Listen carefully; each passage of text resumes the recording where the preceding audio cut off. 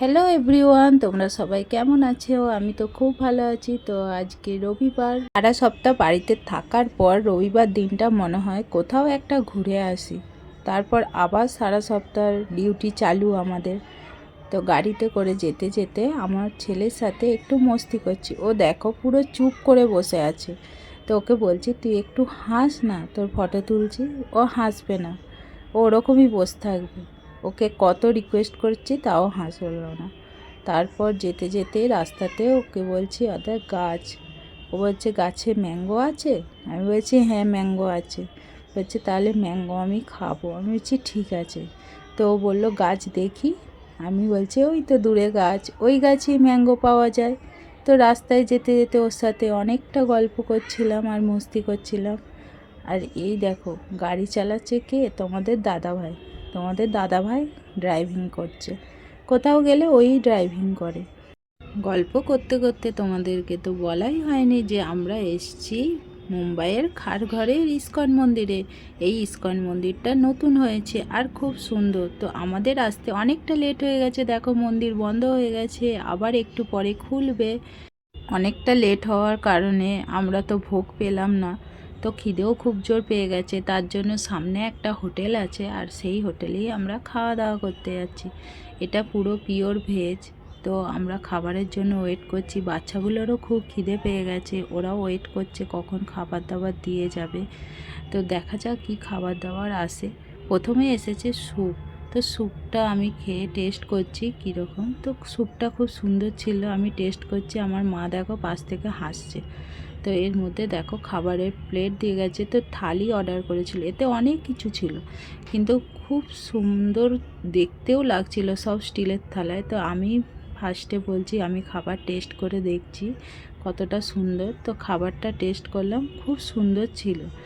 খাওয়া দাওয়া করার পর আমরা বাইরে এসে দেখছি মন্দিরের গেট খুলে দিয়েছে।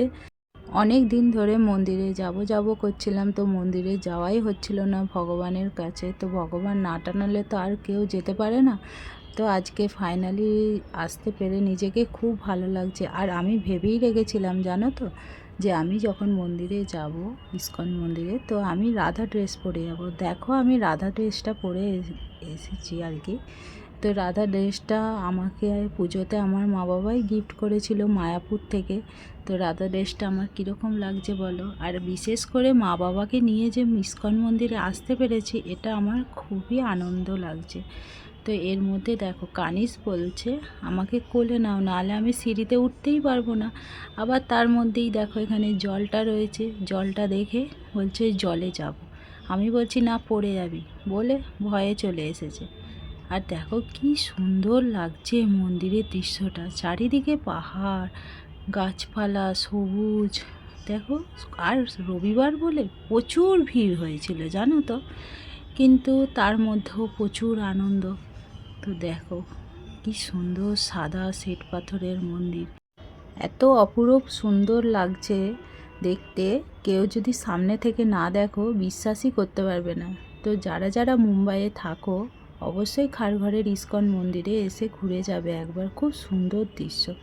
এই দেখো মন্দিরের ভেতরটায় চলে এসেছি, কিন্তু ফোন তো অ্যালাউ করবে না ভগবানের সামনে। তো কিছুটা আমি ভিডিও করছিলাম, কিন্তু লাইনে দাঁড়িয়ে আছি ওইটুকুই। তারপর যখন ভগবানের সামনে দর্শন করতে যাব তখন কিন্তু ফোন অ্যালাউ নয়। এর মধ্যে দেখো আমাদের কানিস নমস্কার করছে শুয়ে একদম। ওর খুব ভালো লাগে, ওর ভগবানের ভক্তি, অনেক ভক্তি। আর দেখো কত সুন্দর দৃশ্য, আমার তো মন ভরে গেছে। আমরা তারপর ওখানে বসে পড়েছিলাম, বসে একটু হরিনাম জপ করছিলাম। আর উপরেও কি সুন্দর সাজিয়েছিল। আমাদের মন্দির ঘোরা কমপ্লিট হয়ে গেছে, তো আমরা এখন বাড়ি চলে যাচ্ছি। তো চলো টাটা।